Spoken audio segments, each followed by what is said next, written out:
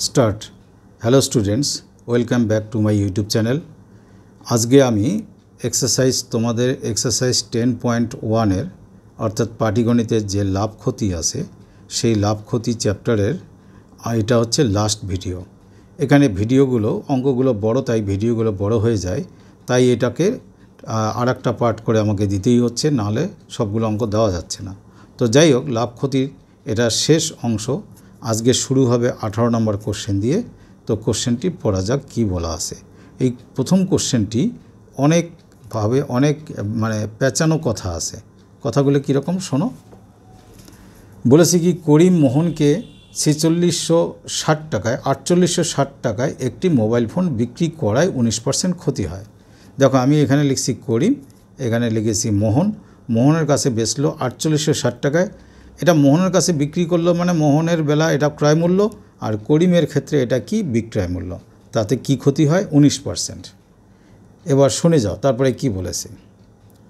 মোহন রহিমকে যে দামে বিক্রি করে, মোহন আবার সেই সেটটি এত দিয়ে কিনে রহিমের কাছে বিক্রি করে। বলছে যে দামে বিক্রি করে করিম, যে সেই দামে করিম মোহনকে বিক্রয় করলে করিমের 17% লাভ হতো। অর্থাৎ মোহন কোনো একটা দামে রহিমের কাছে বেচে, সেই দামে যদি করিম আবার মোহনের কাছে বেচতো এই দামটাতে, তাহলে সেক্ষেত্রে তার লাভ হতো 17% লাভ হতো।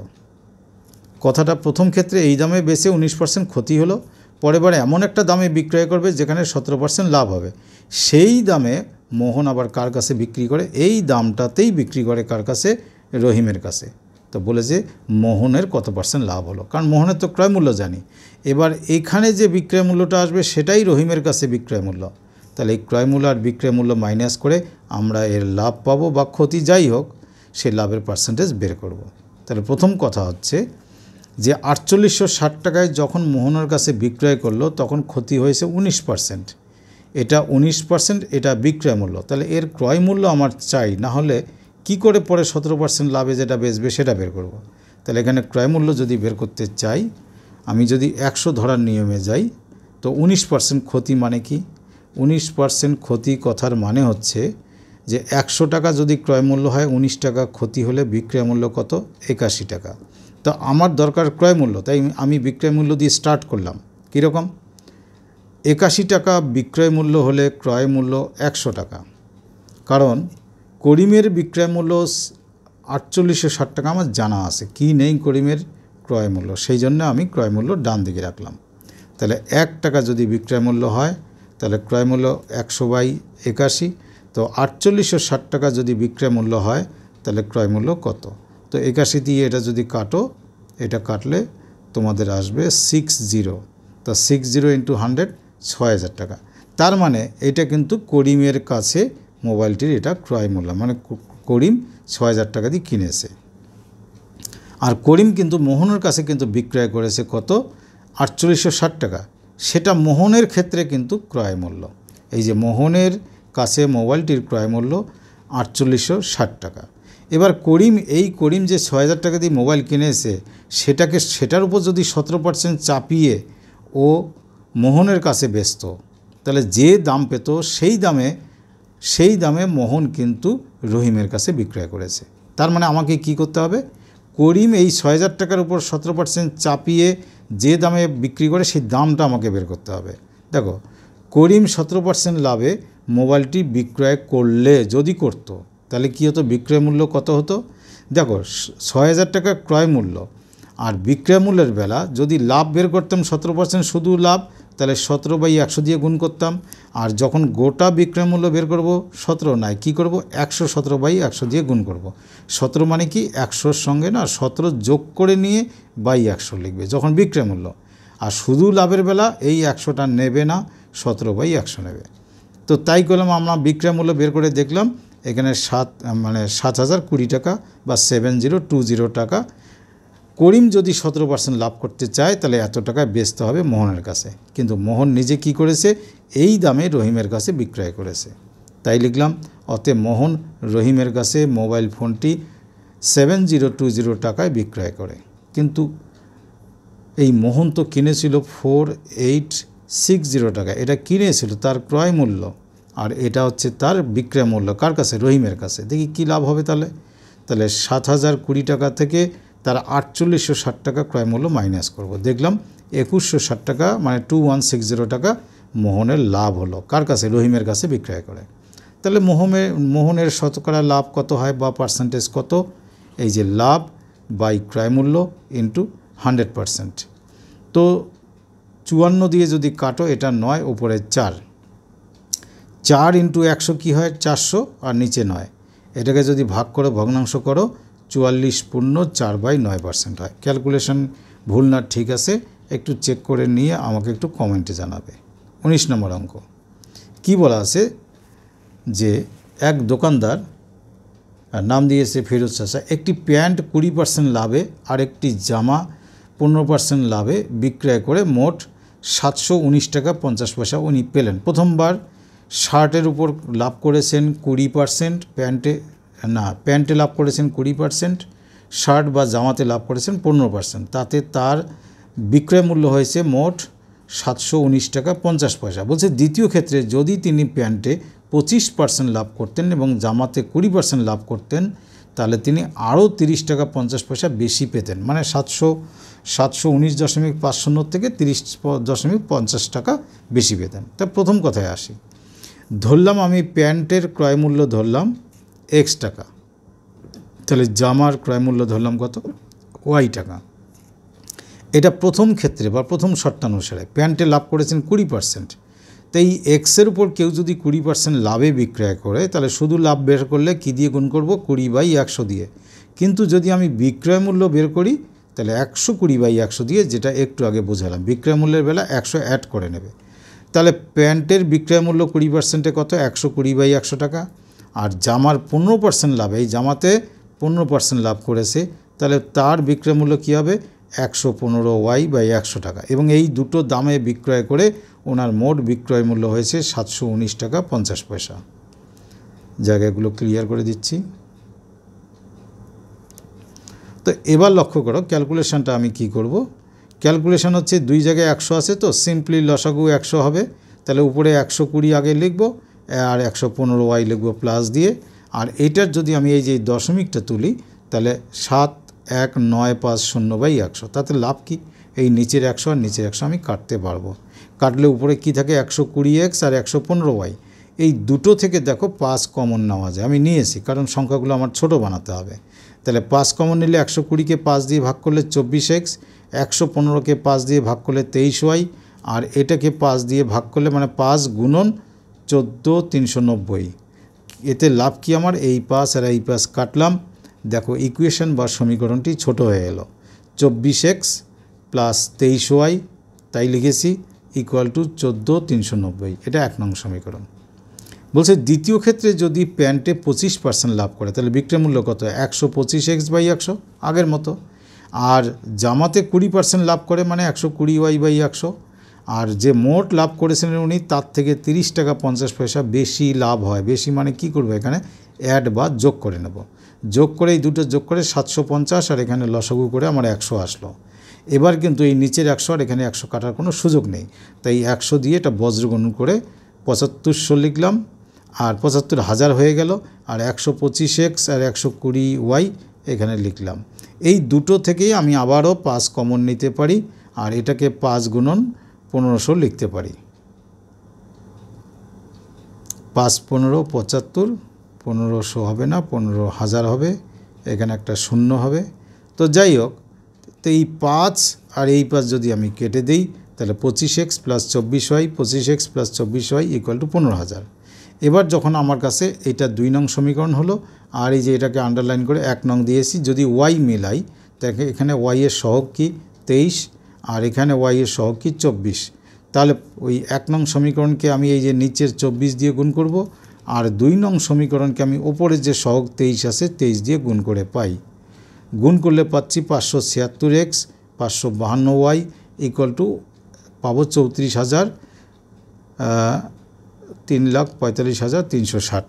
যাই হোক, আর এটা 576X থেকে 552Y এটা আসবে, এখানে ছিল 5 3 6 0, এখানে 5-এর পরে 3টা শূন্য।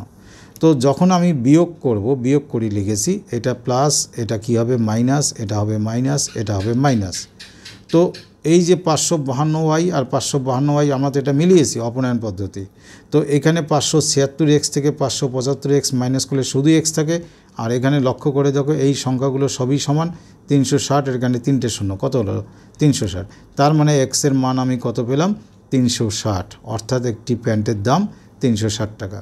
তো একটি প্যান্টের দাম দিয়ে তো হবে না, আমাকে জামার দাম বের করতে হবে। x এর মান যদি 1 নং সমীকরণে বসাই, 1 নং সমীকরণটা ছিল 24x প্লাস 23y, 24x এর মান হচ্ছে 360 ইকুয়াল টু এই সংখ্যাটি ছিল 14,390।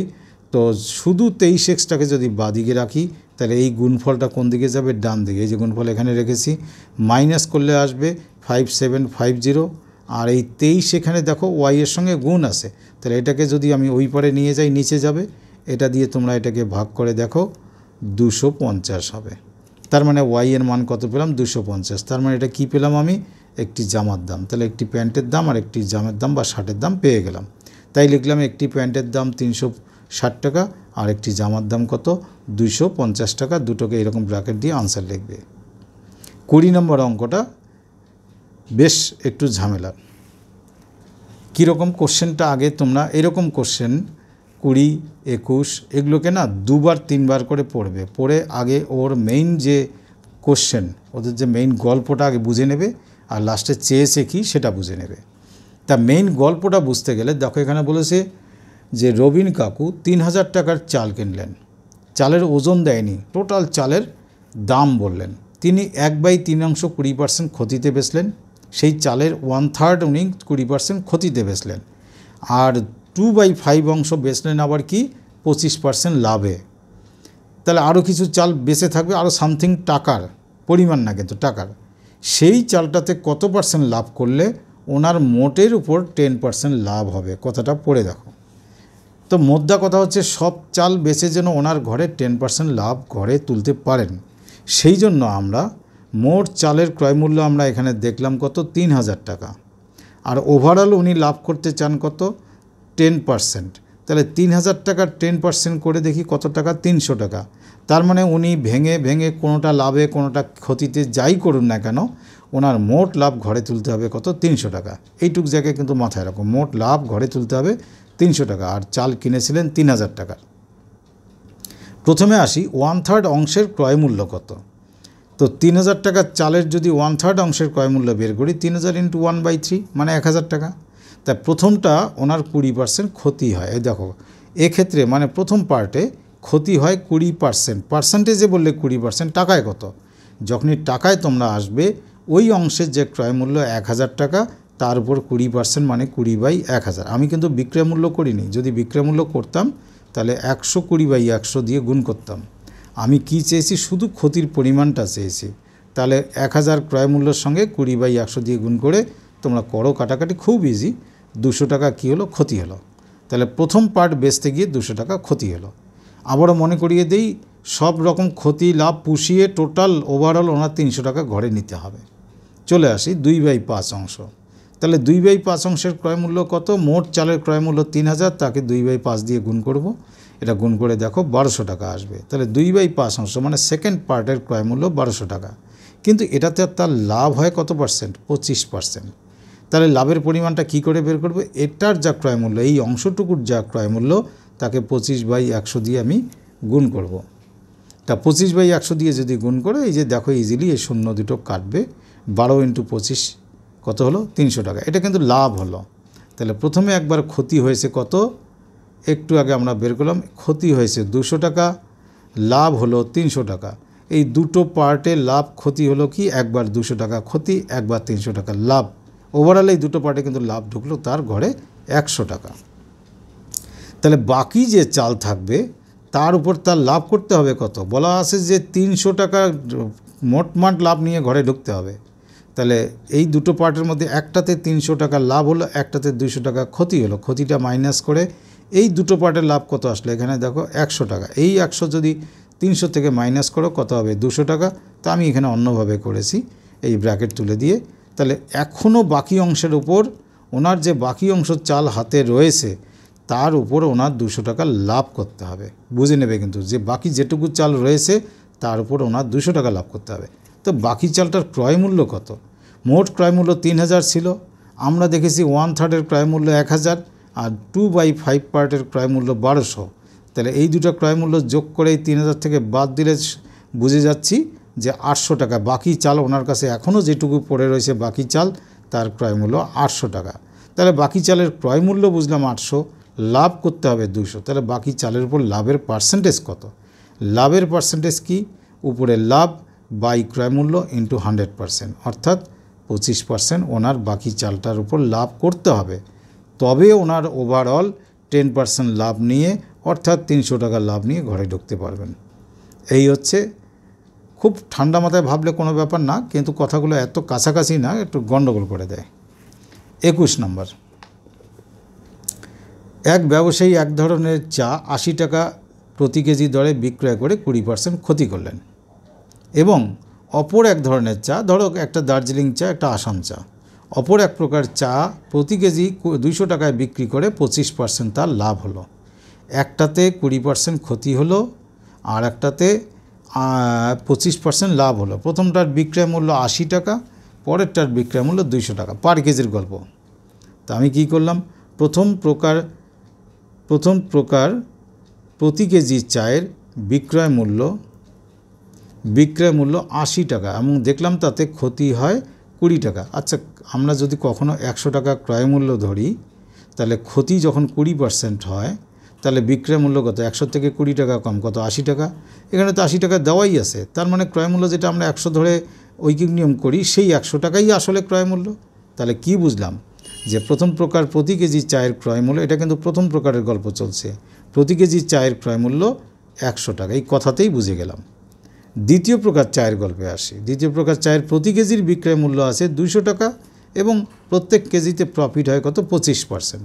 এবার 100 ধরে যে ঐকিক নিয়ম সেটাতে আসি। যদি ক্রয় মূল্য এই প্রকার চায়ের 100 টাকা ধরি, 25% যদি কারো লাভ হয় মানে প্রফিট হয়, তাহলে বিক্রয় মূল্য কত হবে? 125। তো আমার তো বিক্রয় মূল্য 200 আছে, তাহলে বের করতে হবে ক্রয় মূল্য। তাহলে বিক্রয় মূল্য দিয়ে স্টার্ট করব, ক্রয় মূল্যটা বের করব। দেখো লিখছি এখানে 125 টাকা বিক্রয় মূল্য হলে ক্রয় মূল্য 100 টাকা। এটা তোমরা ক্রয় মূল্য এক্স ধরে করতে পারো। তাহলে 1 টাকা বিক্রয় মূল্য হলে ক্রয় মূল্য কত হবে? 100/125 টাকা। তাহলে 200 টাকা, এই যে সেকেন্ড প্রকার চায়ের প্রতি কেজির বিক্রয় মূল্য 200 টাকা, প্রতি কেজির বিক্রয় মূল্য 200 লিখলাম, তাহলে প্রতি কেজির ক্রয় মূল্য কত বেরোবে? 100 × 200/125। তো যাই হোক, 5 25 125, এগুলো সব কাটাকাটি করলে দেখবে তোমাদের 160 টাকা। এই কাটাকাটিটা নিজে ট্রাই করবে। তার মানে বুঝলাম দ্বিতীয় প্রকার চায়ের প্রতি কেজির ক্রয় মূল্য, এটা কিন্তু প্রতি কেজির ক্রয় মূল্য বেরোলো 160 টাকা। আর প্রথম প্রকারের প্রতি কেজির ক্রয় মূল্য ছিল, এটা প্রথম প্রকারের ক্রয় মূল্য আমরা একটু আগে বের করেছি 100 টাকা, আর এটার আসলো কত? পার কেজির ক্রয় মূল্য 160 টাকা। এবারে পরের অংশের জন্য বললাম কি, আমরা ধরলাম এক্স কেজি প্রথম প্রকারের চা নিয়েছি, তার সঙ্গে ওয়াই কেজি দ্বিতীয় প্রকারের চা মেশালাম। তাহলে মোট চা কত? এটা এক্স কেজি, এটা ওয়াই কেজি। মোট চা কত? X plus Y KG. এটা কি চা হবে? মিশ্র চা হবে। তার মোট ক্রয় মূল্য কত হবে? ভালো করে বুঝে দেখবে। প্রথম প্রকার 1 কেজি চায়ের দাম 100 টাকা, তাহলে এক্স কেজির দাম কত? এক্স কেজির দাম হবে 100 টাকা। আর এর ওয়াই কেজির দাম কত হবে? 160 ওয়াই টাকা। তাহলে 100x প্লাস 160 ওয়াই, ঠিক তাই লিখেছি। এটা কত কেজির? এক্স প্লাস ওয়াই কেজি মিশ্র চায়ের। তাহলে 1 কেজি মিশ্র চায়ের বেলা কী হবে? এক্স প্লাস ওয়াই কোথায় যাবে? নিচে যাবে। তাহলে এই যে অংশটা আমার বেরোলো, এটা প্রতি কেজি মিশ্র চায়ের কি মূল্য বেরোলো? ক্রয় মূল্য। এই যে এখানে দেখবে ক্রয় মূল্য। তো বলছে এর উপর যদি 25% লাভ করা হয়, তাহলে প্রতি কেজির বিক্রয় মূল্য হয় 150 টাকা বা 150 টাকা।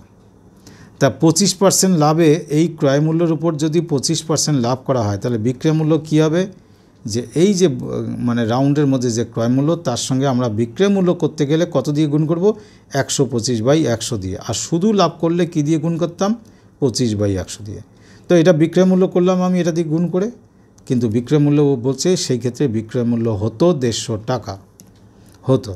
তাহলে এই অংশটা, এই ভগ্নাংশটাকে যদি আমি ডান দিকে নিয়ে আসি, উল্টে যাবে। 125 নিচে, 100 উপরে। তো এখানে কাটাকাটি করে দেখো, তোমাদের উপরে থাকবে 120, নিচে থাকবে 1, অর্থাৎ তোমরা 25 দিয়ে কাটলে এটা কত হবে, 5 25-এ 125, 25 দিয়ে কাটলে এটা 4 25-এ 100, আবার 5 দিয়ে এটা যদি কাটি 5 30-এ 150, আর 3 4-এ 12, 120, নিচে কেউ নেই মানে 1 ধরলাম। এবার বজ্রগুণন করব। বজ্রগুণনের একটা ইম্পর্টেন্ট পয়েন্ট বলি, যেদিকে গুণ করলে এক্সের সংখ্যা বড় আসবে, এই দিকে না এই দিকে, সেটা কিন্তু বাদিকে লেখার চেষ্টা করবে, তাহলে তোমাদের ক্যালকুলেশনে বিপদ আসবে না। আমি যদি এই দিকে গুণ করি তাহলে 120x, আর এইদিকে 1 দিয়ে গুণ করলে দেখো আসছে কত, 100x। কোনটা বড়, এই 120 দিয়ে গুণ করাটা বড়, তাই 120x plus 120y equal to 1 দিয়ে এই পার্টটা গুণ করলে 100x প্লাস 60y। তো এবার লক্ষ্য করো, এক্সের সঙ্গে এক্সের আমরা সম্পর্ক তৈরি করার জন্য এটাকে বাদিকে আনবো। 120x থেকে 100x যদি মাইনাস করি, বাদিকে আসলে মাইনাস হবে, মুখে মুখে বুঝলাম এটা 20x হবে।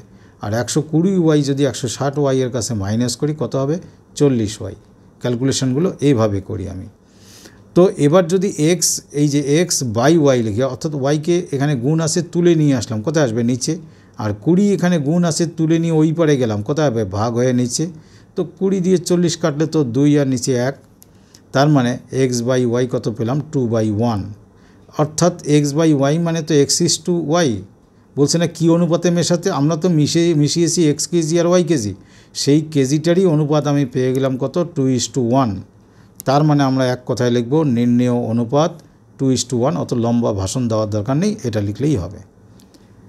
যাকে তোমরা কেমন বুঝলে, তোমরা আশা করছি তোমরা কমেন্ট করবে, যাতে আমি পরের ভিডিওগুলো করার একটু আগ্রহ পাই। একটু কমেন্ট করে আমাকে জানাবে। Thank you.